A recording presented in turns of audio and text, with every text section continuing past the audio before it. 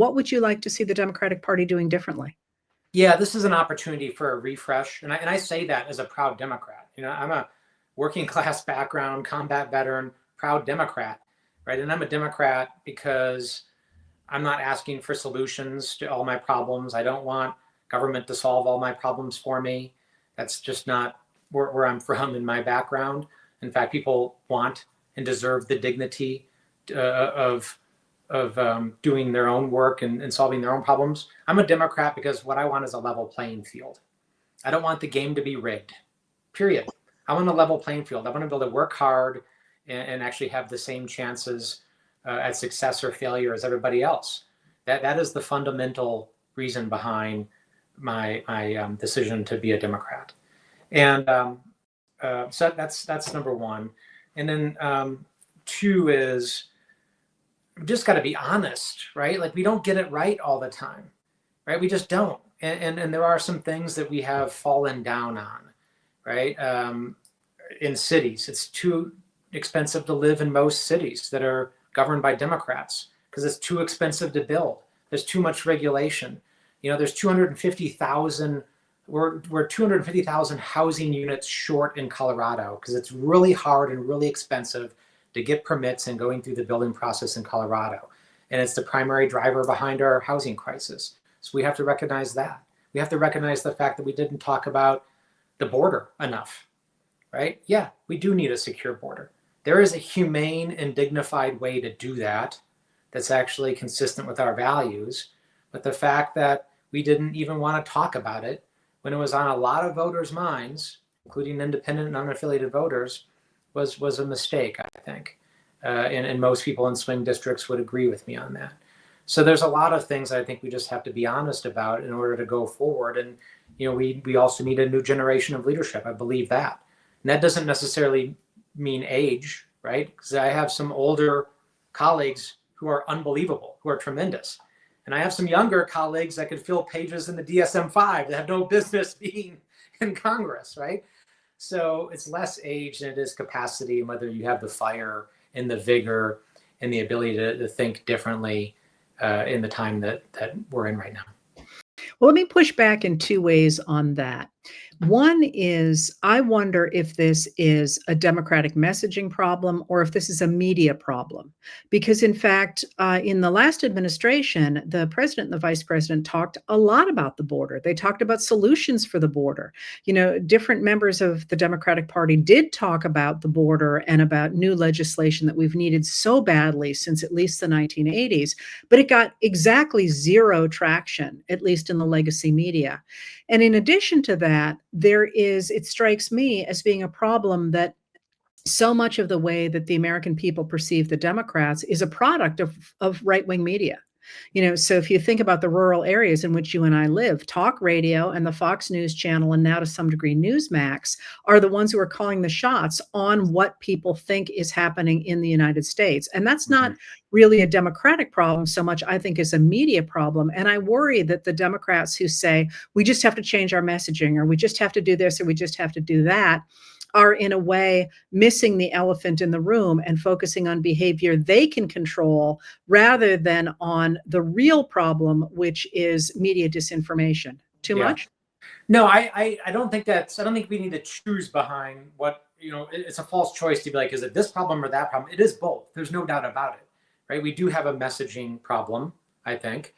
And there's no doubt that the trends in media, the disaggregated media, is also a problem. It doesn't help, though, that Democrats opted out the last couple of cycles of some really important media, right? We chose not to do certain podcasts. We chose not to go on Fox News. We chose not to contest every space. I believe in contesting every space, right? And that's why I go on Fox News all the time. And I may not be reaching, the grumpy person sitting there who thinks I'm evil, but guess what? There might be somebody else in that room. It might be showing in a waiting room somewhere. I might be reaching their child or their spouse, right? And there's just value to showing strength, right? Showing strength and being, we will fight everywhere for everybody's vote. And we are not afraid of making our cases. And I'm a believer in that.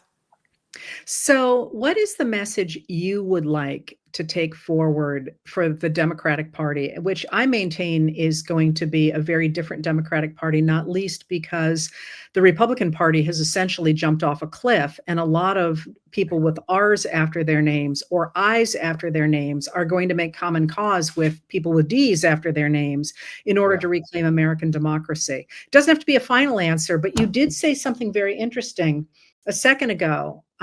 You said, first of all, you were a Democrat not because you wanted a handout, which is, of course, the definition that the radical right has pinned on anybody they call a liberal, which is not just Democrats, but also independents and Republicans. Um, but you said you wanted a level playing field.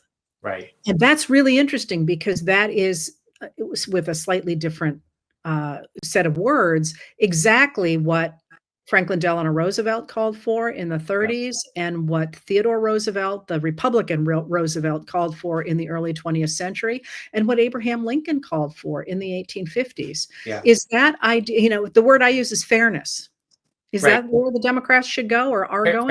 Absolutely. Fairness and government reform and anti-corruption. Right. And then actually, I'm going to make another point, though, before I go into where I think we need to be. And that is, we need to go in a different direction with some of our policies. Although we don't want to throw the baby out with the bathwater, because I just fundamentally believe in so many of the things that we stand for and that are part of our platform. But I also want to be really clear that in the midterms,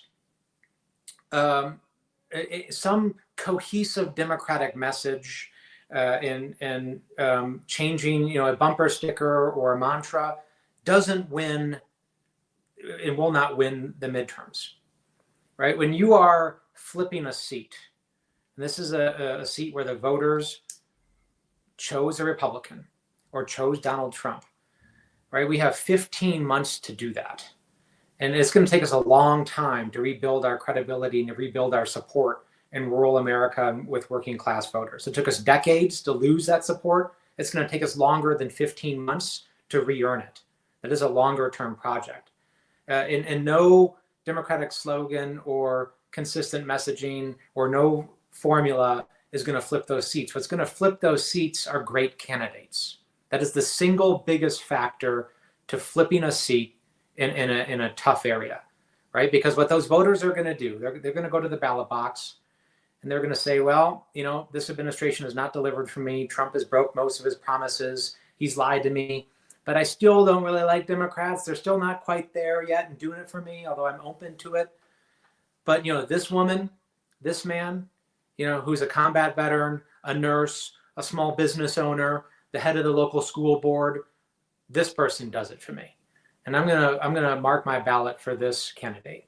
That's the key to the midterms. So that's a different track than the track of also figuring out, what is the better message and kind of how do we get back to the basics as a party writ large.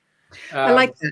I like that because you are essentially doing what politics should do, which is to come from the people, find out who the good people are. So you're recruiting people, is that correct? That's right. Yeah, I'm the co-chair recruitment for the House Democrats. So I'm on the phone, on Zooms, flying around, finding people, and that's tough sometimes because the people who we want, for them, it's actually a sacrifice. Like, this isn't a promotion. This isn't what they've been dreaming of doing for the last 20 years. Like, these people have young families. They're running successful businesses. Like, they have lives and careers, and they'll often say, like, let me get this right.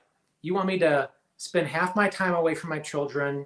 You want me to give up my business so I can run a campaign and have $20 million of attack ads run against me, maligning me, and then go and serve with those people in Congress? Exactly. That's exactly what I'm asking you to do.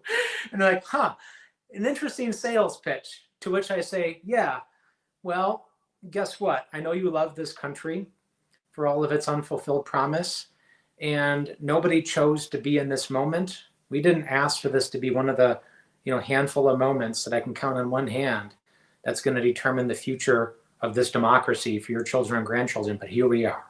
And you happen to be in a position to make a big difference and to do something about it. And your country needs you right now. And I'm not asking you to give your life for this. I'm not asking you to storm the beaches in Normandy. I'm not asking you to do this for the next 20 years. I'm asking you to give a couple of years of your life to run a campaign and to flip a seat to come to the aid of your country. And then you can decide whether or not it's right for you after that. So that's the pitch. I try to be honest about it. Well, and that's the definition of servant leadership. And a real contrast to some of the people who are currently serving in Congress, who, as you say, are not there for the right reasons. That's right.